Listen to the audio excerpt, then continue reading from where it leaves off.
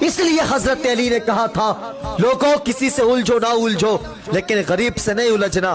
کہا وہ کس لیے؟ کہا طاقتور سے الجھو کوئی تو وہ طاقت سے بدلہ لے گا اور اگر غریب سے الجھو گے اس کی آہ نہ خدا کے عرش سے ٹکرائے گی. اللہ اکبر. جب خدا بدلہ لے گا نا بچانے والا نصیب نہیں ہوگا, بچانے والا نصیب نہیں ہوگا.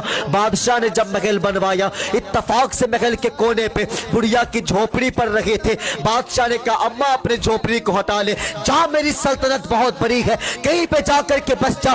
اللہ اکبر. عورت نے کہا تھا کہ بادشاہ اگر ہو سکے تو اپنے محل کو لے کر کے چلا جا, میں نہیں جانے والی. کہا وہ کس لیے؟ کہا بادشاہ جو رونق تیرے محل میں نہیں ہے وہ رونق میری جھوپڑی میں ہے. کہا وہ کیسے؟ اللہ اکبر. بڑھیا نے بہت بڑی بات کہی تھی. کہا بادشاہ تیرے محل میں رونق تیرے نوکروں کی وجہ سے ہے لیکن میری جھوپڑی میں رونق میرے بزرگوں کی یادوں کی وجہ سے ہے, بزرگوں کی یادیں شامل ہے. اللہ اکبر. بادشاہ نے کہا ہے کہ یہ بڑھیا آسانی سے نہیں ماننے والی ہے. غلاموں سے کہا جا حساب لگا دے, جیسے بڑھیا جھوپڑی سے نکلے گی اس کے جھوپڑی کو اڑا دینا.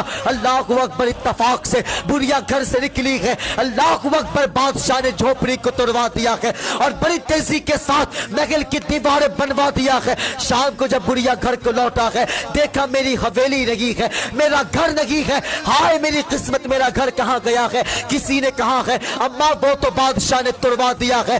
اللہ اکبر. اتنا سنا ہے ایک آہ نکلی ہے, آسمان کی طرف دیکھتی ہے اور کہتی ہے اے میرے پروردگار میں تو اپنے گھر سے غائب تھی لیکن تو کہاں تھا, تو کہاں تھا؟ اے مالک میں تو نہیں دیکھ رہی تھی لیکن تو دیکھ رہا تھا. مالک انصاف تو میں نہیں کر سکتی لیکن تو انصاف کر سکتا ہے.